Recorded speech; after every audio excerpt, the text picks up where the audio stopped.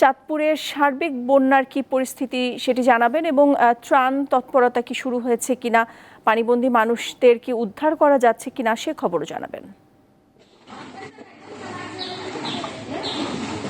জি নাদিরা, আপনি যেমনটি বলছিলেন, আসলে গত কয়েকদিন ধরেই বৃষ্টি এবং উজানের পানিতে চাঁদপুরের ৮টি উপজেলায় বিভিন্ন এলাকা প্লাবিত হয়েছে। জেলার লক্ষাধিক মানুষ পানিবন্দী হয়ে পড়েছে। বিশেষ করে চাঁদপুরের কচুয়া উপজেলা, যেটি মূলত কুমিল্লা এবং চাঁদপুরের সীমান্তবর্তী উপজেলা, ওই উপজেলার সাচার সহ ৬টি ইউনিয়ন, 10টি ইউনিয়নের মধ্যে 6টি ইউনিয়নই এখন জলমগ্ন হয়ে পড়েছে। ওখানকার 10টি ইউনিয়নই বহু মানুষ পানিবন্দী অবস্থায় আছে। উপজেলা প্রশাসন যেমনটি জানিয়েছেন যে ওখানে ত্রাণ তৎপরতা চলছে, কিন্তু গতকাল থেকে আজকে বন্যা পরিস্থিতির আরো অবনতি হয়েছে। আর জেলা প্রশাসন যেমনটি বলছে, জেলায় আসলে লক্ষাধিক মানুষ 8 উপজেলার লোকজনই বন্যা কবলিতদের মধ্যে রয়েছেন। তবে কচুয়া, ফরিদগঞ্জ এবং হাইমচরের মানুষ বন্যা কবলিত বেশি হয়েছেন। আমি এই মুহূর্তে আছি চাঁদপুরের হাইমচর উপজেলার ছোট লক্ষ্মীপুর ইউনিয়ন। আপনি দেখতে পাচ্ছেন যে এখানে আসলে বিভিন্ন রাস্তাঘাট পানির মধ্যে তলিয়ে গেছে। বিশুদ্ধ খাবারের পানির সংকট দেখা দিয়েছে। ফসলের ব্যাপক ক্ষতিগ্রস্ত হয়েছে। বিশেষ করে আপনার মানুষের মাছের ঘের কিন্তু সব ভেসে গিয়েছে। কোটি কোটি টাকার মৎস্য সম্পদের ক্ষতি হয়েছে। আমরা যদি একজন বন্যা কবলিত এখানকার একজনের সাথে আমরা একটু কথা বলতে চাই যে আপনি তো আপনাদের এখানে এই অবস্থা কতদিন ধরে, আপনাদের কি অবস্থা এখন বন্যা? এই অবস্থা হলো আজকে ধরেন না, বৃষ্টি তো হইতে আছে ওরা এক মাসের বেশি, কিন্তু ক্ষয়ক্ষতি হইতে আছে এই 15 দিনের ভিতরেই। মাছ তো গেছে গিয়ে ম্যাগি বাচ্চা, কিন্তু ফানিটা আটকে গিয়ে ফানের পরে গেলে পুরো হাঞ্চরের ফানের পরে গেলে শেষ। নিম্নে 1000 কোটি টাকা ক্ষয়ক্ষতি হয়েছে শুধু ফানের পরের উপরে। সবচেয়ে ক্ষতিগ্রস্ত হয়েছে মাছ আর ফানের উপর। ফসল তো গেছে গিয়ে, ধরো ফসল এটা বীজ করছি, বীজ গোপন করলে বীজ হইব, কিন্তু বীজ গেছে গিয়া, কিন্তু সবচেয়ে ক্ষয়ক্ষতি হয়েছে ফানের উপর আর মাছ বেশি ক্ষয়ক্ষতি। ওকে, তো যেমনটি শুনতে পাচ্ছেন, আসলে এই বন্যার কারণে আসলে মানুষ স্বাভাবিক জীবনযাত্রা তো করতেই পারছে না, চরম দুর্ভোগের মধ্যে রয়েছে। বিশুদ্ধ পানি এবং ত্রাণ তৎপরতা জেলা প্রশাসন চালালেও মানুষজন বলতেছে আসলে যে পর্যাপ্ত পরিমাণ ত্রাণ সহায়তা তারা পাচ্ছে না। এই ছিল আসলে চাঁদপুর থেকে বন্যা পরিস্থিতির সর্বশেষ। ইব্রাহিম, ধন্যবাদ আপনাকে। গত রাত থেকে চট্টগ্রামের সঙ্গে ঢাকা ট্রেন চলাচল শুরু হয়েছে। রাত 11:30টায় চট্টগ্রাম স্টেশন থেকে ঢাকাগামী আন্তনগর ট্রেন তুর্না নিশিতা এক্সপ্রেস এবং 11:15টায় চট্টগ্রাম ছাড়ে ঢাকাগামী চট্টগ্রাম মেইল। বন্যার পানিতে ফেনীর ফাজিলপুর এলাকার রেলপথ ডুবে যাওয়ায় গত 22 আগস্ট থেকে চট্টগ্রামের সঙ্গে সারা দেশে ট্রেন চলাচল বন্ধ ঘোষণা করা হয়। রেলওয়ে পূর্বাঞ্চলের বিভাগীয় রেল ব্যবস্থাপক সাইফুল ইসলাম জানান, ঢাকা চট্টগ্রাম রেলপথে 2টি লেনের মধ্যে স্রোতে একটি ঢাকামুখী লেন বেশি ক্ষতিগ্রস্ত হয়েছে, অন্যটি চট্টগ্রামমুখী ডাউন লেন তুলনামূলকভাবে কম। এটি সংস্কার করে ট্রেন চলাচলের উপযোগী করা হয়েছে।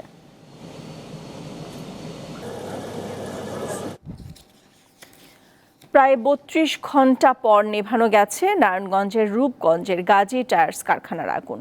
তবে ক্ষতিগ্রস্ত 6 তলা ভবন ধসে পড়ার শঙ্কায় ভেতরে প্রবেশ করছেন না ফায়ার সার্ভিস কর্মীরা।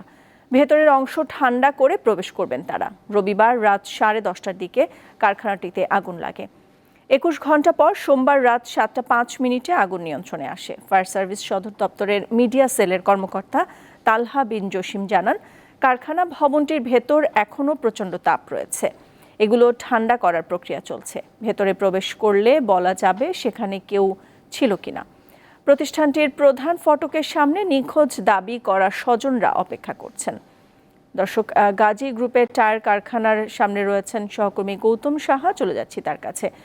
গৌতম, ফায়ার সার্ভিসের কর্মীরা ভবনে কি ঢুকতে পেরেছে কিনা? আগের খবরে আপনি বলছিলেন যে ভবন ঠান্ডা করার একটি বিষয় আছে এবং ঝুঁকিতেও আছে। এখন সবশেষ কি তথ্য আছে আপনার কাছে? নাদিরা, কিছুক্ষণ আগে কিন্তু এখানে জেলা প্রশাসক এখানে তারা পরিদর্শন করেছেন সেনাবাহিনীর সমন্বয়ে। তারা যে বিষয়টি জানিয়েছেন, এই ঘটনায় তারা একটি 8 সদস্য তদন্ত কমিটি গঠন করা হয়েছে। তাদের এই আইডিএমকে প্রদান করে ফায়ার সার্ভিস এবং জেলা প্রশাসন এবং কলকারখানা অধিদপ্তর সহ 8টি সদস্য তদন্ত কমিটি গঠন করা হয়েছে। আরেকটি বিষয় যেটি জানতে চেয়েছিলেন, ভেতরের প্রবেশের বিষয়টি।